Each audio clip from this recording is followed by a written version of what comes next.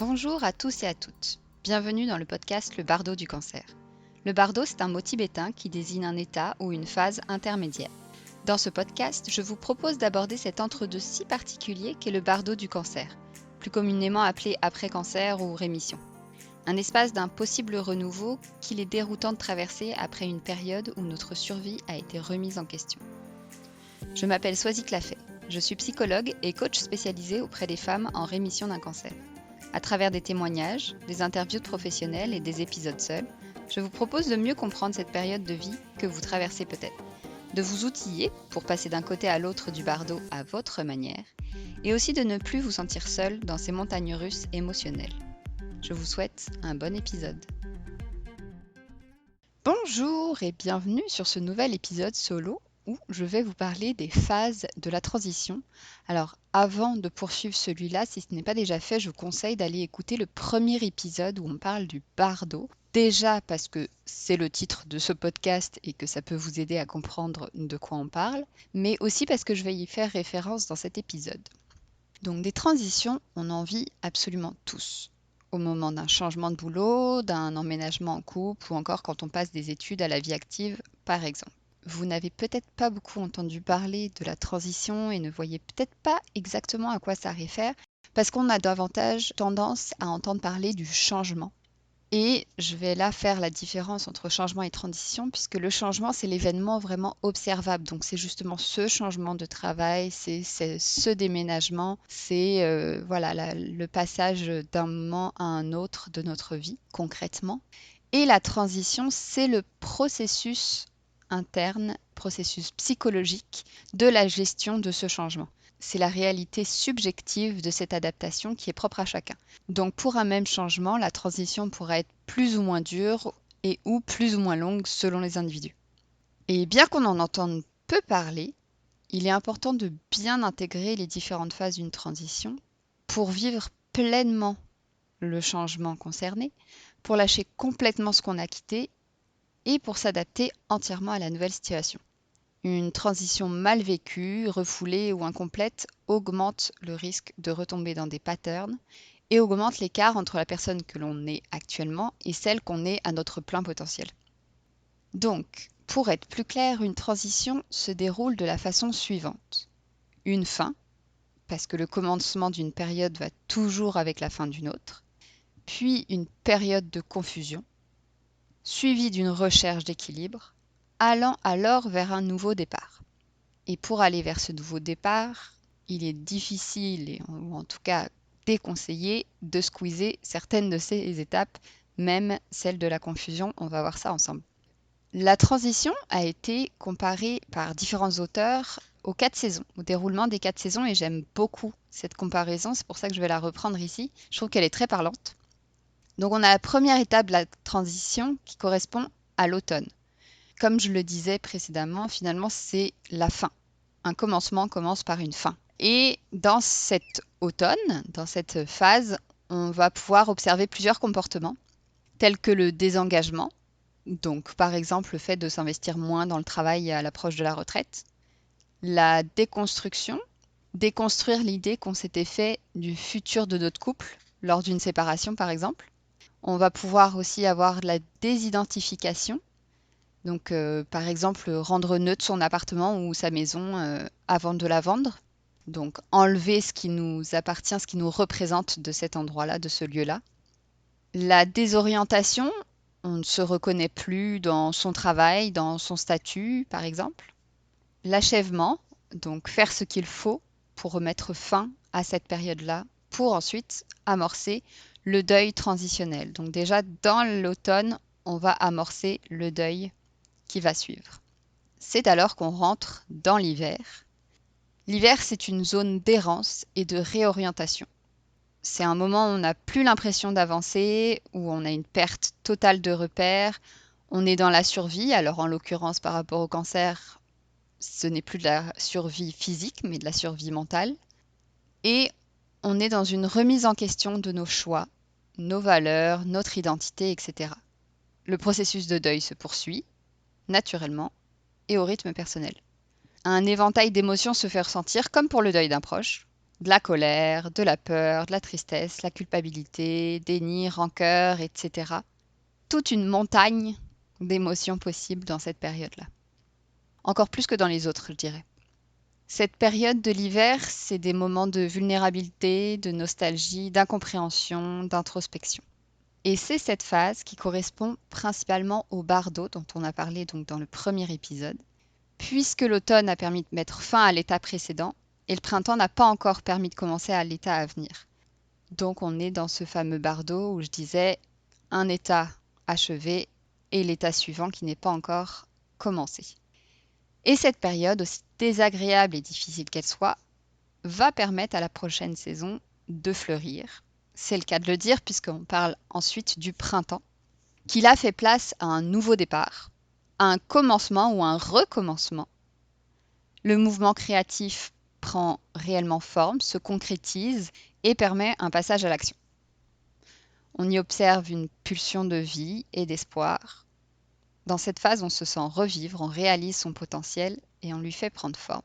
Et en dernier lieu, la 4e saison, l'été, c'est le moment où on profite pleinement des acquis, on profite du confort qui a été opéré dans ce changement, on est dans l'intégration du changement qui a eu lieu, on savoure les acquis, on apprécie le moment présent.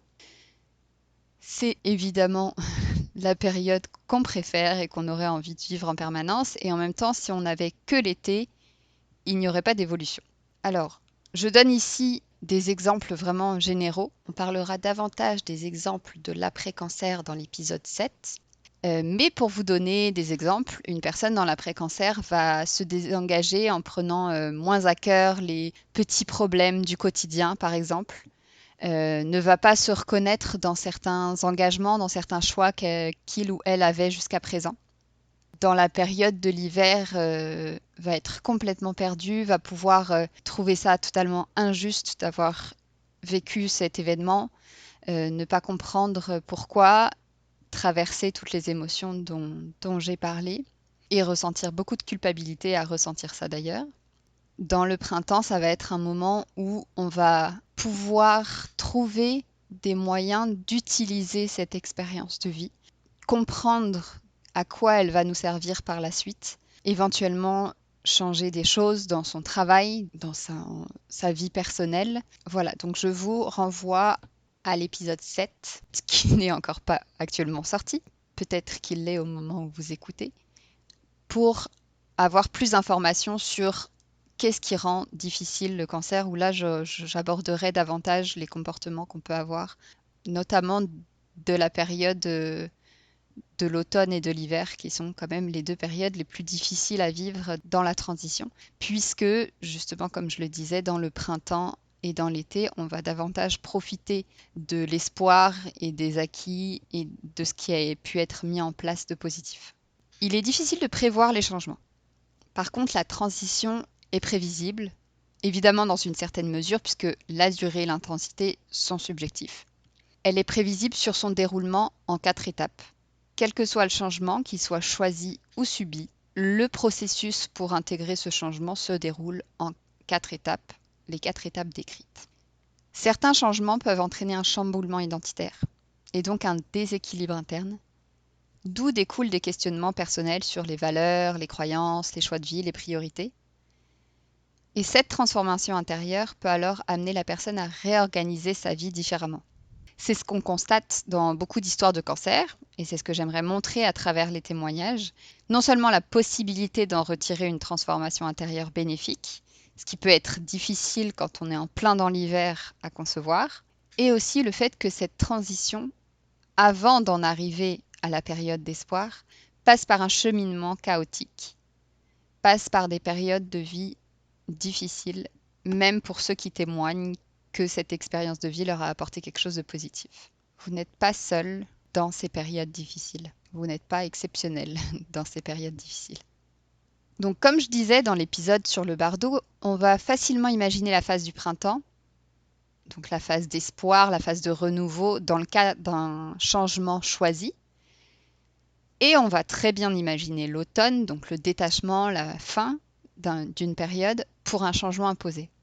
Et dans tous les cas, on a tendance à zapper l'hiver parce qu'on en a peur.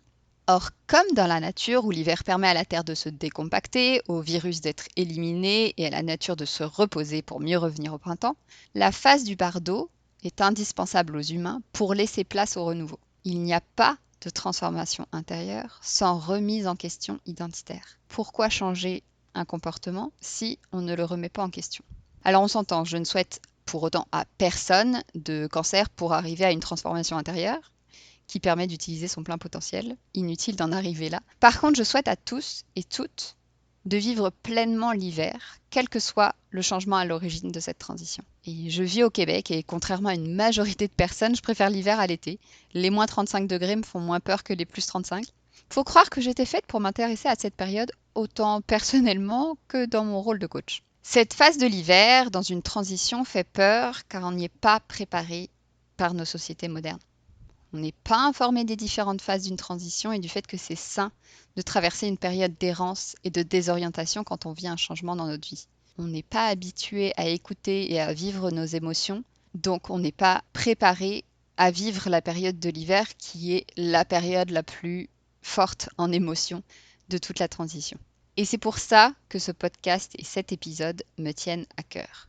Je crois que si on prend conscience qu'on n'est pas seul à traverser ce bardeau et que c'est même une bonne chose pour soi de le traverser, ça permet d'être plus bienveillant, bienveillante envers soi, de moins culpabiliser et de se laisser le temps dont on a besoin. Plus les transitions sont vécues de façon consciente, plus les capacités, les comportements pour les traverser se développent rapidement. Le fait de ne pas être informé et conscient de ce processus de transition nous ralentit dans notre évolution. Autrement dit, vouloir échapper à l'hiver freine votre transformation. Ça peut clairement paraître paradoxal quand on ne conçoit pas que cette période d'errance est indispensable dans le processus. Et si on reprend encore une fois l'exemple de la nature, sans hiver, elle ne pourrait pas se régénérer aussi sainement et aussi vite. La transition complète nous permet de mieux nous connaître, d'évoluer et de grandir en maturité et en sagesse. Et c'est dans ce processus-là que je souhaite accompagner les femmes qui sont en rémission. De plus, si on a conscience des différentes phases d'une transition, on peut agir en fonction.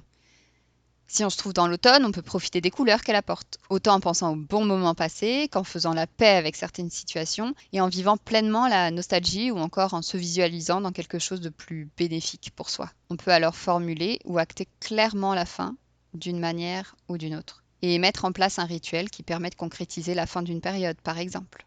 Parce qu'en parlant de rituel, c'est quelque chose qui s'est beaucoup perdu au fur et à mesure. Certaines communautés mettaient ou mettent encore en place des rituels pour, par exemple, passer de l'enfance à l'adolescence ou encore de l'adolescence à l'âge adulte. Quelque part, nos mariages et nos enterrements sont des rituels pour nous aider à traverser ces périodes de vie, qu'ils soient heureux ou malheureux. Mais dans nos sociétés modernes, on a très peu de rituels, alors que c'est une chose qui peut aider. Donc on reparlera de l'exercice du rituel dans un autre épisode. Je vous laisse patienter pour ça. Donc pour agir en fonction, par exemple dans la période de l'hiver, on peut davantage prendre soin de soi. On peut faire preuve de bienveillance et de compassion si on a conscience de l'importance de cette période. On peut accueillir les différentes émotions, se coucouner comme on a envie de le faire quand il fait froid dehors, se prévoir des moments pour soi, en retrait de l'agitation. On peut mettre en place des activités qui nous font du bien et qui laissent place à la créativité et ou à l'expression de soi. Au printemps, on peut avoir de la gratitude pour ce qui se met en place. On peut prendre conscience de son évolution, des différentes étapes traversées et prendre le temps d'observer ce qui pousse, ce qui prend forme. Enfin, en été, on peut profiter pleinement de la chaleur et de la sérénité acquise. On peut fêter son parcours et ses capacités. Alors, juste avant de passer aux questions, à l'exercice, je voulais juste aussi préciser que si ces 4 phases sont bien définies dans la transition, elles ne sont pas nécessairement séparées très précisément. Comme dans la nature, parfois, quand on est à l'automne, on a encore des très belles journées, on se croirait en été, ou encore au début de l'été, où à l'inverse, on a des journées vraiment plus froides et pluvieuses, et on se demande dans quelle saison on est. Ici, c'est pareil pour la transition. Il n'y a pas un changement d'une phase à l'autre très clair. Vous pouvez avoir des petits mélanges à la fin d'une étape et au début de l'autre. Et en sachant ça, en ayant défini les différentes phases de la transition, ce que je vous propose dans cet épisode, c'est de faire le point pour savoir où vous en êtes aujourd'hui dans votre transition post-cancer. Et sans jugement. Je rappelle que même si les 4 phases sont communes à toute transition, leur durée et leur intensité sont, elles, subjectives. Donc ne vous jugez pas. Donc vous reconnaissez-vous dans le processus décrit? Dans quelle saison êtes-vous? Dans quelle période de la saison êtes-vous? Plutôt au début, en plein dedans, au proche de la saison suivante? Et surtout en sachant ça, qu'avez-vous envie de mettre en place pour prendre soin de vous dans ce cheminement? Si jamais vous vous reconnaissez dans l'hiver, l'errance, la perte de repères, j'ai une bonne nouvelle pour vous, c'est que vous avancez dans la bonne direction. Merci de votre écoute et sur ce, je vous envoie plein de belles ondes. Prenez soin de vous.